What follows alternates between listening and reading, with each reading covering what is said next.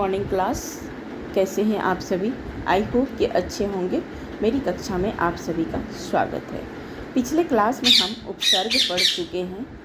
सभी को समझ में आ गई होगी। आई होप कि समझ में आ गई होगी। अगर आ गई है तो आगे बढ़ते हैं। आज हम प्रत्यय को जानेंगे जो कि उपसर्ग का बिल्कुल अपोजिट है। तो चलिए क्लास को शुरू करते हैं। क्लास को शुरू करने से पहले हम दो पंक्ति में आपको समझा देती हूँ कि उपसर्ग और प्रत्यय में क्या अंतर है। स्टूडेंट, उपसर्ग शब्दांश मूल शब्द से पहले जोड़े जाते हैं। ठीक उसी प्रकार प्रत्यय जो है शब्दांश मूल शब्द के अंत में के बाद जुड़कर नए शब्दों का निर्माण करते हैं, यानी नए शब्द को बनाते हैं। वे प्रत्यय कहलाते हैं। क्लियर है? चलिए अब हम इसको और डिटेल में जान लेते हैं। प्रत्यय शब्द जो है दो शब्दों से मिलकर बना है। ध्यान दीजिएगा, प्रति प्लस अय। अय प्रति का अर्थ होता है साथ में, बाद में, और अय का अर्थ होता है चलने वाला। अतः हम इस प्रकार कह सकते हैं कि प्रत्यय का अर्थ होता है साथ में पर बाद में चलने वाला। यहाँ तक सभी को समझ में आ गई? आ गई है तो सभी को आगे बढ़ते हैं। आइए इसके और जानने के लिए इसकी परिभाषा को जान लेते हैं, तब आपको शायद अच्छे से समझ में आ जाएगी। जो परिभाषा कहता है, जो शब्दांश धातु रूप या शब्द के अंत में जुड़कर शब्दों का अर्थ परिवर्तित करते हैं, यानी विशेष परिवर्तन लाते हैं, उन्हें हम प्रत्यय कहते हैं। क्या कह रहा है डेफिनेशन, परिभाषा?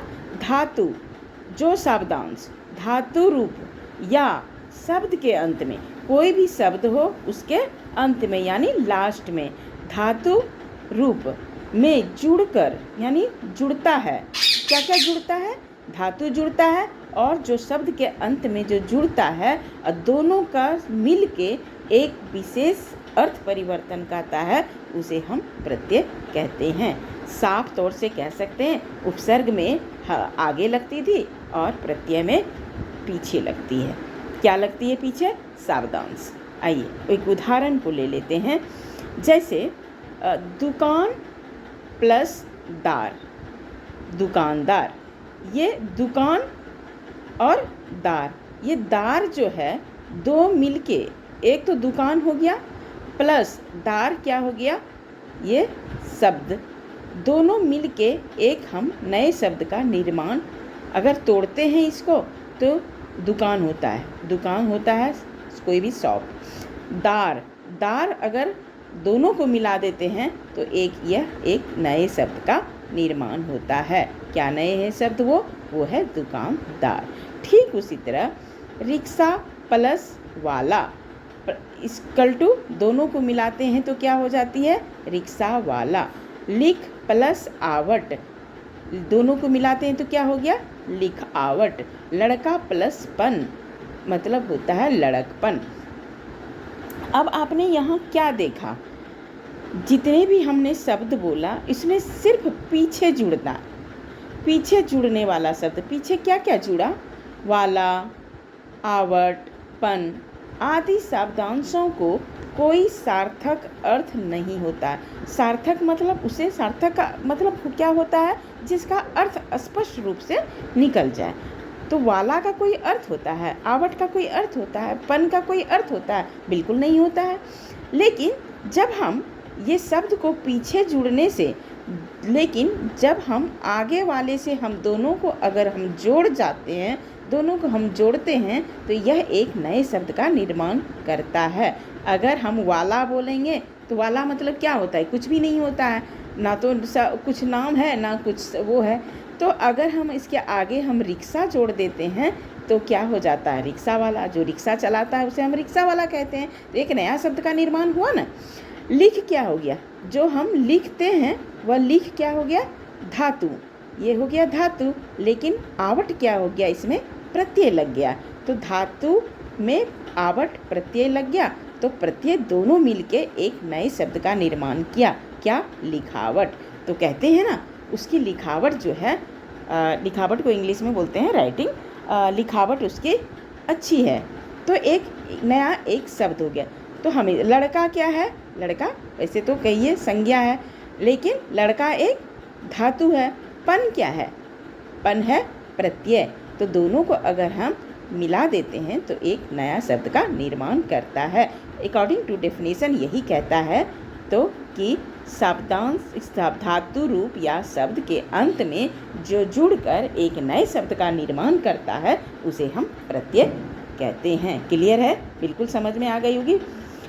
चलिए आगे बढ़ते हैं। प्रत्यय के दो भेद होते हैं। प्रत्यय काइंड्स ऑफ सफिक्स, इंग्लिश होता है इसका प्रत्यय का सफिक्स। तो प्रत्यय के दो भेद होते हैं, कौन कौन? फर्स्ट है कृत प्रत्यय, दूसरा है तद्धित प्रत्यय। कृत और तद्धित दोनों जो है संस्कृत शब्द है। कृत प्रत्यय किसे कहते हैं? जिस प्रत्यय के जुड़ने से क्रिया की धातुओं में लगकर संज्ञा या विशेषण शब्दों का निर्माण करते हैं, वे कृत प्रत्यय कहलाते हैं। इनसे बनने वाले शब्दों को, जिससे इतने जो भी इससे शब्द बनते हैं, उसको कृदंत कहते हैं। क्लियर है? क्या कह रहा है? क्रिया या धातु के अंत में लगकर, अंत कह रहा है ना, धातु क्या हो गया? लड़, पढ़, लिख, ये सारे कितने हैं, क्या हैं? ये है धातु। लास्ट में जो लगता है उसे क्या कहते हैं? प्रत्यय। जैसे एक एग्जाम्पल और ले लेते हैं। ये दो बच्चे हैं, आपस में हमेशा लड़ाई कर रहे हैं। तो लड़ाई, अगर हम लड़ाई शब्द को देखेंगे तो क्या है, इसमें अगर हम विभाजन करते हैं इसको, तो लड़ क्या हो गया? धातु हो गया। और इसमें प्रत्यय क्या लग गया? ई प्रत्यय। बिल्कुल नहीं, इसके लड़ा आई, लड़ा में आ प्रत्यय जुड़ा है। ये मार्क्स ध्यान दीजिएगा। यहाँ लड़ाई में ऐसा नहीं कि लड़ पर धातु हो गया और प्रत्यय क्या लग गया? ई। बिल्कुल गलत हो जाएगी आपकी। इसमें जो आ की मात्रा है वो साइलेंट है और इसको आपको हमको क्लियर करना है। तो लड़ाई। और दूसरा है, कोई बच्चा पढ़ रहा है तो अगर बोलते हैं कि यह बहुत पढ़ाकू है, तो पढ़ प्लस आकू। आई बात समझ में? पढ़ प्लस आकू दो शब्दों से बना है। ऐसा नहीं कि पढ़ प्लस कू, बिल्कुल नहीं, गलत हो जाएगी। तो आकू जो है प्रत्यय हो गया और पढ़ क्या हो गया? धातु हो गया। यहाँ पढ़ धातु नहीं चलता है, इसके दो होते हैं। कृत में भी आपको हिंदी होगी और संस्कृत भी होगी। अब आप कई लोग जो हिंदी होगा, हिंदी बोलेंगे क्या पढ़ धातु है? बिल्कुल नहीं, पढ़ धातु नहीं होता है। जब भी होता है वह संस्कृत में होता है। तो संस्कृत में अगर हम इसको धातु के रूप में लेते हैं तो क्या होता है? पठ धातु। पठती, पठता, पठंती, लेट, लट, जो भी लाकार में पढ़ते हैं ना, हम लाकार में पढ़ते हैं ना, लट लकार 5 प्रकार के होते हैं। जो लट में पढ़ते हैं तो पठ धातु पढ़ते हैं। अब गम है तो गम होता है, गम का कई रूप होते हैं, गच्छ भी होता है। ठीक उसी प्रकार यहाँ हिंदी में पढ़ है और संस्कृत में अगर हम देखेंगे तो यहाँ पठ धातु हो जाएगी। तो पठ, पढ़ प्लस आकू। इसमें आपने क्या देखा? ऊपर में लड़ के पीछे आई प्रत्यय लगाने पर एक नया शब्द निर्माण हुआ। क्या है? वह लड़ाई बना है। ठीक इसी प्रकार पढ़ प्लस आकू, जो दोनों को मिलाकर अगर हम देखते हैं तो यह एक पढ़ाकू शब्द बना है। इस प्रकार कह सकते हैं कि क्रिया या धातु के अंत में, ध्यान देखें, क्रिया किसे कहते हैं? जो करता है, जो काम करता है उसे कर्ता कहते हैं। जैसे हम पढ़ आ रहे हैं तो हम काम कर रहे हैं, राइट। और क्रिया क्या कर रहे हैं? जो काम कर रहे हैं, हम क्या कर रहे हैं? पढ़ रहे हैं। पढ़ रहे हैं तो वो काम हो रहा है। अब अंत में लगाकर संज्ञा और विशेषण शब्दों को की रचना करने वाले शब्दांश को कृत प्रत्यय कहलाते हैं। जैसे कुछ शब्द ले लेते हैं उदाहरण में। कृत प्रत्यय हो गया, मूल शब्द हो गया और शब्द रचना हो गया। तो मूल शब्द इसका होता है लिख, चढ़, जिसको आई प्रत्यय लग गया, लिखाई शब्द बन गया, चढ़ाई, बीच, खेल, ये मूल शब्द हो गया, ये धातु हो गया। इसमें प्रत्यय अगर लगता है औना तो क्या हो जाएगा? बिछौना, खिलौना। इसी तरह एक, जैसे अब पूरे एग्जाम्पल ले लेते हैं। जैसे फूल वाला फूल बेच रहा है। अब फूल वाला फूल बेच रहा है, फूल वाला फूल नहीं बेच रहा है, क्या बेचेगा? दूध तो है नहीं, दूध अगर बेचता तो दूध वाला हो जाता। फूल वाला फूल बेच रहा है, सब्जी वाला सब्जी बेचेगा ना। तो फूल और वाला, फूल यहाँ क्या हो गया? धातु, और वाला क्या हो गया? प्रत्यय। तब दोनों को शब्दों को मिलाकर एक हम नए शब्द का निर्माण होता है, वह है फूल वाला। आई होप कि समझ में आ गई होगी। ज़्यादा इसी तरह एग्जाम्पल है सारे, आपको ब्लैक बोर्ड पे दे दिया जाएगा, आप एक बार देख लीजिएगा। ज़्यादा बताएंगे तो लेंदी हो जाएगी। चलिए, अब कृत प्रत्यय से बनने वाले शब्द कर्ता अथवा कार्य करने वाला दोनों का ज्ञान कराता है। आई बात समझ में? कर्ता जो काम करे उसे कर्ता कहते हैं, और जो काम कर रहा है दोनों का इसमें ज्ञान कराता है। ये इसका जो है प्रयोग स्वतंत्र रूप से नहीं किया जाता है, जिस प्रकार उपसर्ग में भी स्वतंत्र रूप से दोनों में प्रयोग नहीं किया जा सकता, इसका ध्यान दीजिएगा। चलिए, अब बढ़ते हैं नेक्स्ट, तद्धित प्रत्यय। समझ में आ गई ना? समझ में आ रही है? जिसको समझ में नहीं आएगी वो कमेंट करके हमको बताएंगे, तो फिर से हम दोबारा रिपीट समझाएंगे। बहुत ईजी चैप्टर है। तद्धित प्रत्यय है वे प्रत्यय जो संज्ञा, सर्वनाम, विशेषण तथा अव्यय के अंत में लगाए जाते हैं। वहाँ सिर्फ था, क्या था? वहाँ सिर्फ कृत प्रत्यय में क्या था? संज्ञा और विशेषण शब्द में। लेकिन यहाँ प्रत्यय में क्या कह रहा है? संज्ञा, सर्वनाम, विशेषण तथा अव्यय के अंत में लगाए जाते हैं। अब आप सोच रहे होंगे कि ये सारे क्यों दिया है? इसलिए दिया है कि कई बार ऐसे शब्द आपको आएंगे, उसमें से संज्ञा भी होगा, सर्वनाम भी होगा, विशेषण भी होगा तथा अव्यय होगा। इसीलिए हमने इस चैप्टर को सारे आपको पहले ही पढ़ा चुके हैं। संज्ञा जो किस नाम हो, स्थान का नाम हो, सर्वनाम जो संज्ञा की जगह पर आए, विशेषण जो विशेषता बताया जाता है। इसी के अंत में जो प्रत्यय लगती है उसे हम तद्धित प्रत्यय कहते हैं। जैसे एग्जाम्पल ले लेते हैं, एक रसोइया, दूसरा पथरीला। ऊपर रसोई प्लस, इसमें देखिए रसोइया किसे कहते हैं? जो खाना बनाता है, जो कुक करता है। तो रसोई प्लस इसमें क्या प्रत्यय लग गया? या, रसोइया बन गया। पथरीला, पथ प्लस रीला, ऐसे कह सकते हैं, लेकिन नहीं, इसका ऐसे नहीं होगा। होगा क्या? पत्थर प्लस ईला। तो एक संज्ञा, विशेषण जो भी है, अव्यय, सर्वनाम सब आ जाएगा इसमें। चाहे तो अभी आप क्या लिख देते हैं? पथ प्लस रीला, लेकिन गलत हो जाता। आपको लिखना है पत्थर प्लस ईला। ईला क्या हो गया? प्रत्यय लग गया। अब पत्थर एक जो है एक शब्द बन गया, एक पत्थर क्या हो गया? संज्ञा हो गया। इस तरह एक शब्द बने जो संज्ञा शब्द के अंत में इया और ईला शब्दांश जोड़ने से जो शब्द बनती है उसे हम तद्धित प्रत्यय कहते हैं। क्लियर है सभी को? चलिए, इसका भी एग्जाम्पल ले लेते हैं। जैसे मूल शब्द हो गया मामा, चाचा। अब इसमें अगर हम प्रत्यय लगाते हैं तो क्या लग जाएगा? एरा। एरा प्रत्यय हो गया, मूल शब्द क्या हो गया? मामा, चाचा। अगर हम शब्द को पढ़ाते हैं, आई, ऊंचा। मूल शब्द आपको अगर ऊंचा है, पंडित है, तो इसमें आई प्रत्यय अगर हम लगाते हैं तो क्या हो जाएगा? ऊंचाई, पंडिताई। अब आपको एग्जाम में कैसे पूछेगा वही हम आपको बता रहे हैं। जैसे आपको दो तरीके से पूछा जाएगा। इसमें क्या बोलेगा कि आपको कुछ शब्द दिया जाएगा, जैसे रोज, मेहनत। अब इसमें से आपको बोलेगा कि स्टूडेंट इसमें प्रत्यय लगा के एक दो नए शब्द बनाइए। तो आपको ऐसा नहीं कि कुछ भी बना देंगे, लेकिन ध्यान देना है कि प्रत्यय हमेशा लास्ट में लगती है। जैसे रोज, अब हम उसमें आना लगा देंगे प्रत्यय, तो क्या हो जाएगा? रोजाना, एक नया शब्द का निर्माण हो गया। मेहनत, उसमें है मेहनत में आना लगा देंगे तो मेहनत आना हो जाएगा। इसी तरह आपको मीठा आ जाएगा। बोलेगा दो शब्द है, मीठा दे देगा, खट्टा दे देगा। अब आपको बोलेगा एक्सक्यूज मी, मीठा, उसमें आप आस लगाइएगा तो क्या हो जाएगा? मिठास। ऐसा एक शब्द है जो हम बोलचाल में, भाषा में बोलते हैं। तो मीठा हो गया, मीठा में आस अगर लगा दीजिएगा तो एक नया शब्द हो गया मिठास, जो कि हम यूज करते हैं। मिठास, खटास, सुनार, सुनारिन, पुजारिन, धर्म, दिन, धार्मिक, दैनिक, बंदर, बंदरिया, बूढ़ी, बुढ़िया, गरम, गर्मी, रंग, रंगीला, इस तरह के कुछ शब्द आपको ईला प्रत्यय लगा के ऐसे ही शब्द आपको प्रत्यय बनाना है। अब कई बार ऐसा होता है कि दो प्रत्ययों का एक साथ प्रयोग होता है। अब दो प्रत्यय कैसे?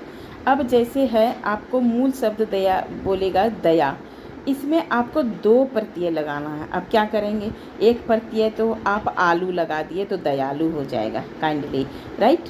अब अगर यहाँ प्रश्न कह रहा है हमें दो लगाइए, तब क्या लगाएंगे? तब उसमें क्या प्रत्यय हो जाएगा? दया मूल शब्द है तो आलू प्रत्यय प्लस ता, तो एक नया शब्द क्या बन जाता है? दयालुता। राष्ट्र प्लस य प्लस ता, राष्ट्रीयता। इसी तरह बन प्लस आवट प्लस ई, बनावटी। आपको अपने शब्द से एक बनाना है और उसको तोड़ के विभाजित करनी है। अब जैसे अक्ल है, अक्ल में क्या हो जाएगा? मंद प्लस ई, तब न जाके अक्लमंदी होता है। बचपन, बचपन, पन में क्या बनाएंगे? दो शब्द, जैसे पन तो है शब्द से निकल रहा है, पन क्या हो गया? प्रत्यय हो गया। बच क्या हो गया? धातु हो गया। अब उसमें हम आ प्रत्यय लगाएंगे तो क्या हो जाएगा? बचपना। इसी तरह करके आपको लगाना है। अब एक ही शब्द के उपसर्ग और प्रत्यय का प्रयोग कहाँ कहाँ होता है, आइए देख लेते हैं। क्या कह रहा है? एक ही शब्द में उपसर्ग तथा प्रत्यय का प्रयोग, यानी शब्द एक ही है लेकिन उपसर्ग और प्रत्यय दोनों का प्रयोग होता है। कैसे? जैसे शब्द है फल, बहुत छोटा शब्द लग रहा है ना? फल, मान, श्रम, गंध, तंत्र, ज्ञान, नाम, मान।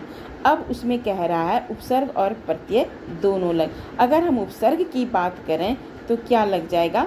आगे, हमेशा उपसर्ग आगे लगती है और प्रत्यय पीछे लगता है। तो आगे अगर हम लगाएंगे तो क्या लगाएंगे? कोई भी स्वर और व्यंजन लगाएंगे। तो इसमें अगर हम स लगा देते हैं और प्रत्यय में अगर ता लगा देते हैं तो क्या हो जाएगा? स फल ता, एक नया शब्द बन गया। तो आपने देखा कि ऐसे शब्दों में दोनों पर प्रयोग हो जाता है, उपसर्ग भी और प्रत्यय भी। दूसरा भी शब्द ले लेते हैं, आपको ब्लैक बोर्ड पे दे देंगे, देख लीजिएगा। मान, मान में हम अगर सम लगाते हैं, एक अपने मन में जो है ना अपना नया एक शब्द देखिए कि हम क्या लगा सकते हैं, इसका क्या ऐसा वर्ड बोलते हैं हम जो दिनचर्या में हम आम तौर पे बोलते हैं ना, हम प्रयोग करते हैं ना, बोलते हैं बोलचाल की भाषा में, चाहे घर में बातें करते हैं, फैमिली से रिलेशन में बात करते हैं, किसी फ्रेंड सर्कल में डेली के जो हम दिनचर्या भाषा में बोलते हैं ना, उसमें से ही कई वर्ड्स निकलते हैं, कई शब्द निकलते हैं। उसी में से आपको पता चल जाएगा कि हम क्या ऐसा शब्द बना सकें जो उपसर्ग और प्रत्यय दोनों है। अब पढ़ते हैं ना, सम्मान पढ़ते हैं, सम्मानजनक, परिश्रम पढ़ते हैं ना, बोलते हैं ना, हाय कितना, वो तो ऐसे बोलते हैं, अरे वो लड़का इतना पढ़ने में, इतना माइंड ब्लोइंग, पढ़ने में इतना पढ़ाकू, इतना तेज कर है, उतना मेहनत भी करता है। तो दूसरा बोलेगा हाँ हाँ यार ये वो बहुत परिश्रम करता है। तो परिश्रम एक बोलते हैं, हम लोग बोल रहे हैं ना परिश्रम, तो एक शब्द आया ना मन में, तो उसी परिश्रम को बनाते हैं। तो परि क्या हो गया? उपसर्ग हो गया। श्रम क्या हो गया? मूल शब्द हो गया। अगर हम इसमें ई प्रत्यय लगा देंगे तो क्या हो जाएगा? एक नया शब्द निर्माण हो जाएगा। क्या हो जाएगा? वह परिश्रमी। आई होप कि समझ में आ गई हो। तो ऐसे ही है। तो आज की क्लास में उपसर्ग और प्रत्यय जो है हमने दोनों खत्म कर दिया है। अलग अलग इसलिए हमने पढ़ाया कि ताकि आपको समझने में आसानी होगी। ज़्यादा एक साथ पढ़ाते तो टफ लगता। दोनों को अच्छे से समझ में आ गई। आई होप कि समझ में आ गई होगी। एनीवेज, अगर इस चैप्टर के दौरान चैप्टर के संबंधित कोई भी आपको डाउट है, कोई भी संदेह हो, तो आप कमेंट के माध्यम से पूछ सकते हैं। तो आज की क्लास हम यहीं ख़त्म करते हैं। मिलते हैं नई क्लास में। नई क्लास में कुछ अभ्यास कार्य करेंगे। तब तक के लिए take care and bye bye.